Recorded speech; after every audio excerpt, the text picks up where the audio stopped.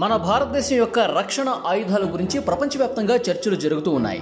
అలాగే ఫ్రెండ్స్, మీరు ఇటీవలి వార్తలను గమనించినట్లయితే ఇతర దేశాలకు భారతదేశం యొక్క రక్షణ ఎగుమతులు రోజురోజుకు పెరుగుతున్నాయి. భారత్ నుంచి ఆయుధాలను కొనుగోలు చేసేందుకు కొత్త దేశాలు బారులు తీరుతున్నాయి.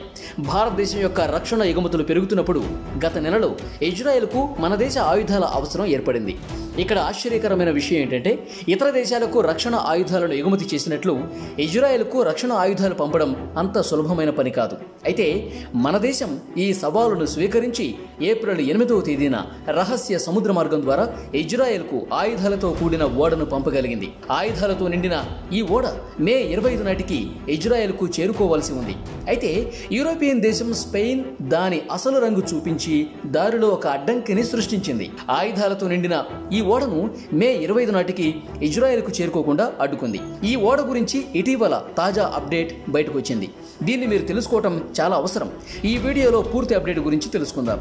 అయితే ఈ వీడియోలో ముందుకు వెళ్ళడానికి ముందు రక్షణ ఎగుమతి పరిశ్రమలో భారతదేశం కొత్త గుర్తింపు పొందింది. కాబట్టి దయచేసి ఈ వీడియోను లైక్ చేసి మరియు ఛానల్ను సబ్స్క్రైబ్ చేసుకోండి.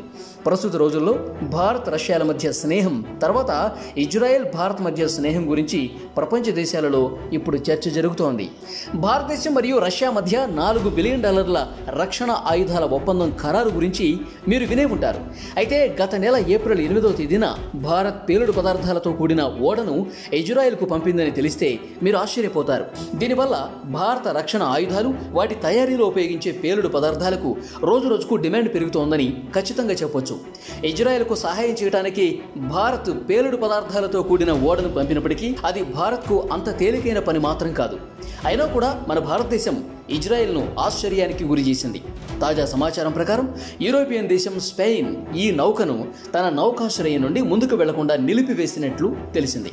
ఫ్రెండ్స్, ఈ విషయాన్ని అర్థం చేసుకోవడానికి ఈ మ్యాప్ను ఒకసారి చూడండి. ఇక్కడ మన దేశం సముద్రం ద్వారా వాయువ్య దిశలో, ఇజ్రాయెల్ సౌదీ అరేబియా పక్కనుంది. సముద్ర మార్గం ద్వారా భారత్ పేలుడు పదార్థాలను పంపిన ఇజ్రాయెల్ ఇదే. ఈ మ్యాప్ను జూమ్ అవుట్ చేస్తే భారతదేశం నుండి ఇజ్రాయెల్కు వెళ్ళటానికి సులభమైన మార్గం హిందూ మహాసముద్రం మరియు ఎర్ర సముద్రం కూడా ఉన్నట్లు మీరు చూస్తారు.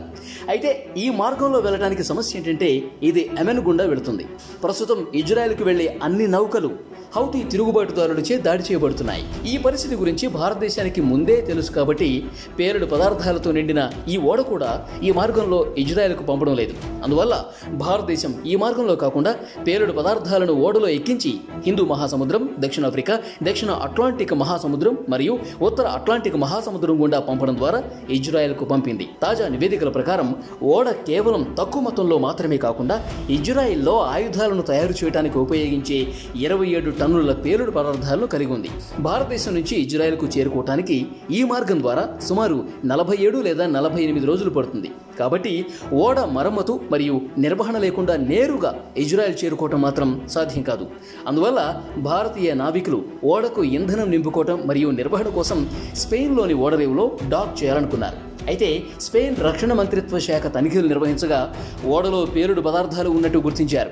ఈ నౌకలో ఇజ్రాయెల్కు పంపే రక్షణ ఆయుధాలు కూడా ఉన్నాయని స్పెయిన్ విదేశాంగ మంత్రిత్వ శాఖకు తెలిపింది. ఒక నివేదిక ప్రకారం ఓడ భారతదేశంలోని చెన్నై నుంచి ఇజ్రాయెల్కు ప్రయాణిస్తోంది. అందుకే ఓడను అక్కడ డాక్ చేయడానికి స్పెయిన్ నిరాకరించింది. ప్రస్తుతం ఓడ సముద్రంలో ఉందని, కార్టేజీనా నౌకాశ్రయం గుండా నౌకను వెళ్లేందుకు అనుమతించబోమని స్పెయిన్ స్పష్టం చేసింది. మధ్య ప్రాచ్యంలో శాంతిని కొనసాగించడం చాలా అవసరమని స్పెయిన్ అభిప్రాయపడింది. అంతేకాకుండా భారతదేశం ఎర్ర సముద్రానికి బదులుగా ఆఫ్రికా చుట్టూ ఉన్న పొడవైన సముద్ర మార్గాన్ని ఇప్పటికే ఎంచుకున్నందువల్ల భారతదేశానికి వేరే సముద్ర మార్గం అందుబాటులో లేదు. పరిస్థితి ఎలా ఉన్నా భారతదేశం మరియు ఇజ్రాయెల్ ఖచ్చితంగా పరిష్కారాన్ని తెలుసుకుంటాయి అనటంలో ఎలాంటి సందేహం లేదు. అలాగే ప్రపంచ దేశాలు ఇజ్రాయెల్ను ఎందుకు వ్యతిరేకిస్తున్నాయో తెలిస్తే మీరు ఆశ్చర్యపోవచ్చు కూడా. అలాగే యునైటెడ్ స్టేట్స్ కూడా గత నెలలో ఇజ్రాయెల్కు అందించిన ఆయుధాలకు మద్దతు ఇవ్వడం ఆపేసింది. ఇజ్రాయెల్కు భారతదేశం సహాయం చేయడం స్పెయిన్ కూడా ఇష్టం లేదు. మరి ఇలాంటి సమయంలో భారత్ ఇజ్రాయెల్కు ఎందుకు పేలుడు పదార్థాలు పంపుతోంది?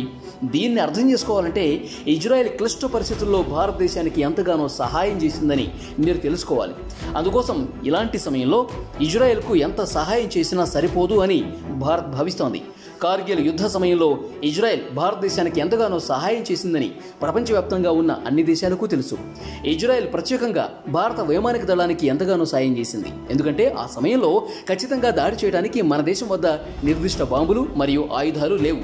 అలాంటి సమయంలో ఇజ్రాయెల్ మన దేశానికి లేజర్ గైడెడ్ బాంబులను అందించింది. వీటితో భారత వైమానిక దళం పాకిస్తాన్ను వణికించింది. ఈ బాంబులతో భారత సైన్యం పాకిస్తాన్ సైనికుల స్థానాలను ధ్వంసం చేసింది. ముఖ్యంగా చెప్పాలంటే ఇజ్రాయెల్ సహాయంతో భారతదేశం ఎత్తైన ప్రాంతాలను స్వాధీనం చేసుకోగలిగింది. ఆ సమయంలో ఇజ్రాయెల్ లేజర్ గైడెడ్ బాంబులను అందించి భారతదేశానికి సహాయం చేయకపోతే ఎత్తైన ప్రాంతాలను స్వాధీనం చేసుకోవడం భారతదేశానికి అసాధ్యం. అప్పటి నుండి భారతదేశం మరియు ఇజ్రాయెల్ మధ్య సంబంధం చాలా బలంగా ఉంది. ఆ సమయం నుంచి రెండు దేశాల మధ్య స్నేహాన్ని ఏ దేశం కూడా విచ్ఛిన్నం చేయలేకపోయింది. కాబట్టి కార్గిల్ యుద్ధ సమయంలో గైడెడ్ బాంబులను సరఫరా చేయడం ద్వారా ఇజ్రాయెల్ బహిరంగంగా భారతదేశానికి సాయం చేసింది. భారతదేశం ఇప్పుడు ఇజ్రాయెల్ సంక్షోభ సమయంలో సహాయం చేస్తోంది. అందువల్ల ఇజ్రాయెల్కు పేలుడు పదార్థాలను అందించడం కోసం భారత్ ఎలాంటి అంతర్జాతీయ నిబంధనలను ఉల్లంఘించలేదని భారత రక్షణ వర్గాలు చెప్తున్నాయి. అదనంగా అనేక ఇజ్రాయెల్ ప్రభుత్వ కంపెనీలు భారతదేశంలో పెట్టుబడులు పెట్టాయి. భారత్లోని ఇజ్రాయెల్ కంపెనీలు పేలుడు పదార్థాల దగ్గర నుంచి కిల్లర్ డ్రోన్స్ వరకు అన్ని తయారు చేస్తున్నాయి. ఇజ్రాయెల్ మాత్రమే కాకుండా భారతదేశం కూడా తన స్వంత ప్రయోజనాల కోసం ఉపయోగించుకోవచ్చు. అందుకే ఇటీవల భారతీయ కంపెనీలు పేలుడు పదార్థాలు మరియు డ్రోన్లను సరఫరా చేశాయి. ఇజ్రాయెల్ భారతదేశం నుంచి పేలుడు పదార్థాల సరఫరాను కోరినప్పుడు ఇజ్రాయెల్ చేసిన సహాయానికి తిరిగి ప్రతి సహాయం చేయడానికి ఇదే ఉత్తమ అవకాశమని భారతదేశానికి అర్థమైంది. అందువల్ల భారతదేశం దాదాపు 27 టన్నుల పేలుడు పదార్థాలు ఇజ్రాయెల్కు పంపింది. భారత్ పంపిన పేలుడు పదార్థాలు విజయవంతంగా ఇజ్రాయెల్కు చేరతాయా లేదా? మీరేమనుకుంటున్నారు? మీ అభిప్రాయాన్ని కామెంట్ రూపంలో తెలియజేయండి. అలాగే ఈ వీడియోను లైక్ చేసి మీ స్నేహితులకు షేర్ చేయండి. ఇలాంటి మరిన్ని విజ్ఞానవంతమైన వీడియోలను చూడటానికి ఛానల్ను సబ్స్క్రైబ్ చేసుకోండి. అలాగే అన్ని వీడియోల నోటిఫికేషన్ కోసం బెల్ ఐకాన్ని క్లిక్ చేయండి.